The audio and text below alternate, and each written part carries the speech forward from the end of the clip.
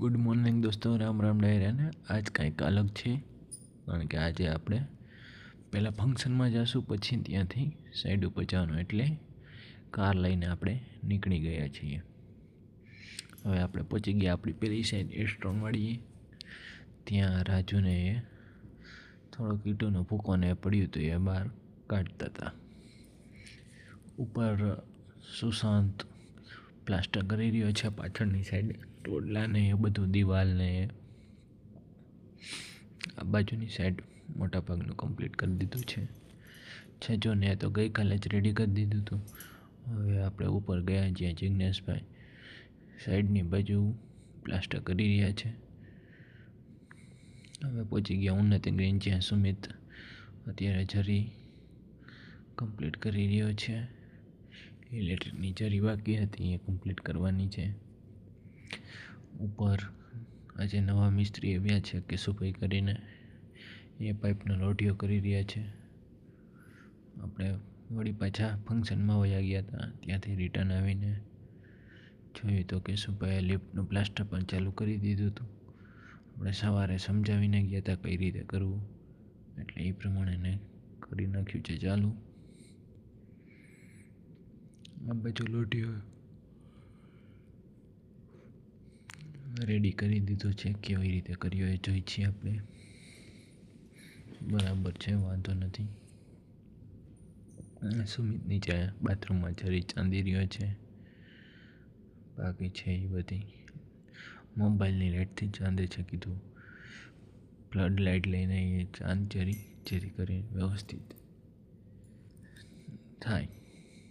હવે આપણે પહોંચી ગયા રિયલ બંગલો જીવરાજ પાર્કમાં, જ્યાં આજે મિસ્ત્રી એ સ્લેબ ખોલી નાખી છે, કારણ કે 11 દિવસ થઈ ગયા છે.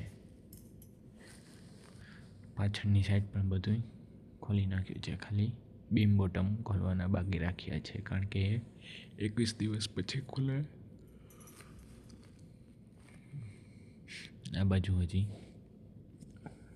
બાથરૂમની ને ડ્રેસિંગ એરિયાની સ્લેબ ખોલવાની બાકી હતી, જે અત્યારે ખોલે છે. ધ્યાન રાખીને આ કામ કરવું પડે, નકર ત્રાપો વજનવાળો હોય લાગી જાય તો થોડુંક પ્રોબ્લેમ થઈ જાય એવું કામ છે. આ લાગે સહેલું પણ છે અઘરું, કારણ કે ઉપરથી ડાયરેક્ટ બધું નીચે ઊભો હોય એની ઉપર જ પડે, એટલે ધ્યાન રાખીને આ કામ કરવું પડે. આમાં ખોટી ઉતાવળ ન ચાલે. ઉપરની બાજુ મસ્ત વાયરને હતું એ કાપતો હતો ને લોઢિયા કાઢવાનું એને કહી દીધું હતું, જેથી કરીને આવતીકાલે આપણે સેન્ટ્રલ લાઈન છાપવી છે તો આપણને કોઈ પ્રોબ્લેમ ન થાય.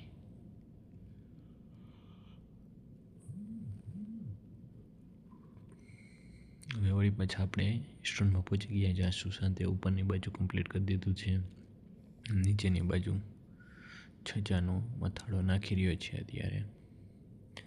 કાલ સવારે ડાયરેક્ટ છજાનું તળિયું ને એ કામ કરવાનું છે. આજે એણે આ ટોડલો ને એ બધું કામ કર્યું છે. છજાનું મથાળું આ બાજુથી નાખતો આવે છે. હવે આપણે ગયા ઉપર અગાસીમાં, જ્યાં થોડો ઘણો જુગાડ કરીને તાલપત્રી લગાવી છે, કારણ કે સવારે જ વરસાદના થોડા ઘણા છાંટા આવતા હતા. બહારની સાઈડ પ્લાસ્ટર ચાલુ એટલે આ થોડીક માથાકૂટ વધારી ધોવાઈ જાય ને એવું બધું. આ બાજુની સાઈડ જિજ્ઞેશભાઈને હવે નીચે 2 મેળા બાકી છે પ્લાસ્ટર કરવાના, જે આવતીકાલે કમ્પ્લીટ થશે એવું લાગે છે. Thank you for watching my video.